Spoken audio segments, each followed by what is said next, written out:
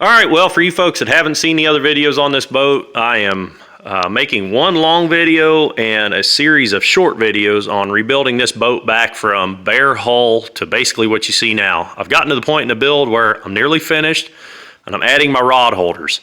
So this is going to be kind of a review on these cheap Amazon Dasmarine 25 degree 4-inch wire form rod holder. These are about the cheapest rod holder I could find online. eBay's got, seems like the same thing. Looks like they're all coming out of China. They're all pretty similar, but they're like 28 bucks. Figure tax in on it and you're almost a 30 for a 5-pack, which is a super good deal.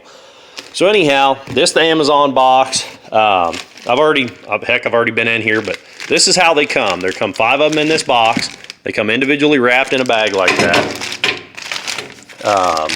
Nothing fancy about the bag. It's kind of nice, I guess, that they're in there. But it's covered in this, PVC or rubber or whatever. It's not hard PVC like you think of a water pipe.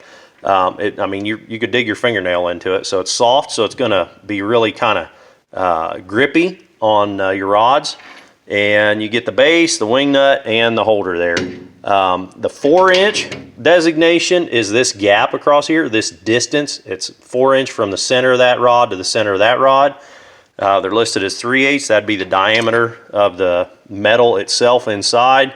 And when they say wire form, wire is probably not the right word to use if they're using to describe what this is made of. This is 3/8 rod, so there ain't no bend in this. There's no wire about it.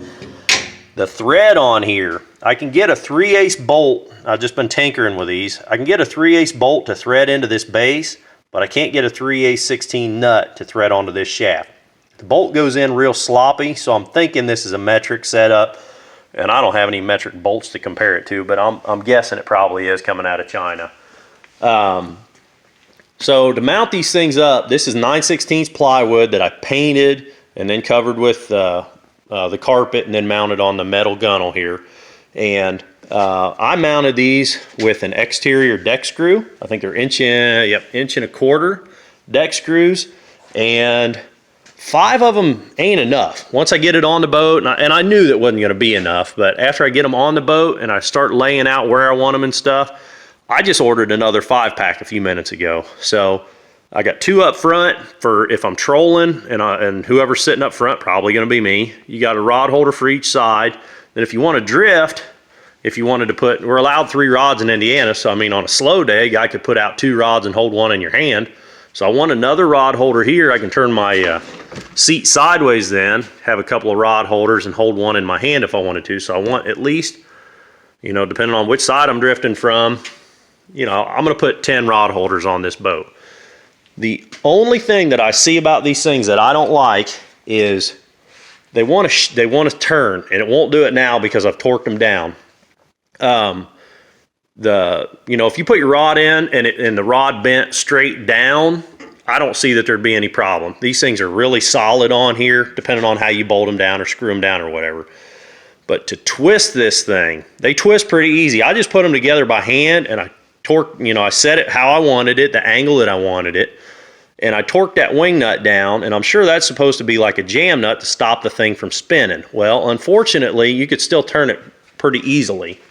And I've got a rod set in this one over here just for demonstration purposes. So I could, before I could turn that holder really easy with my hand, and I had it as tight as I could by hand. Now, when I pull on this rod, and it's gonna take quite a bit of load, you can hear the drag clicking on it. So that's as hard as it would pull, and the thing doesn't turn. Now, how I got it to tighten down was I had to take a pair of channel locks, big pliers, and torque this nut down. And I'm really not crazy about having to do that because this stem is steel, but this plate that it's threaded into is aluminum. And this nut, I'm gonna guess, looks like pot metal or cast, I don't know. I'm not so much worried about stripping out the wing nut as I am pulling the threads out of that aluminum base.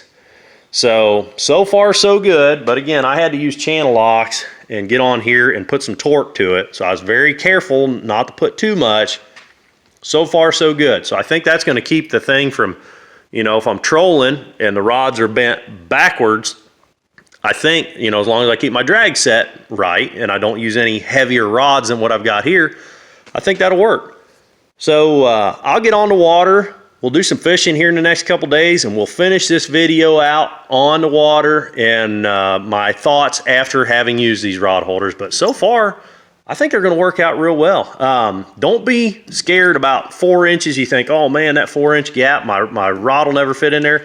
It's really not supposed to. You're really supposed to use them like that. I mean, you can use like a bait caster or something, you know, the old Zebco 33. You could fit the reel in there. Even these, it sits up enough off the deck that, you know, that sits in there okay. And this is just your standard, I don't know, it's your standard bass setup. What's like a 6.5 foot rod, I think. You know, you could put it in there and then it'd be, you know, really sturdy. You wouldn't really ever have to worry about it falling out, but most guys just use them like that. And that grippy PVC keeps your rod from sliding. So that's the whole idea there.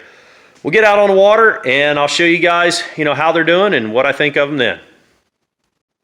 Well, my other pack of 5 just came in. I haven't been out on the water yet.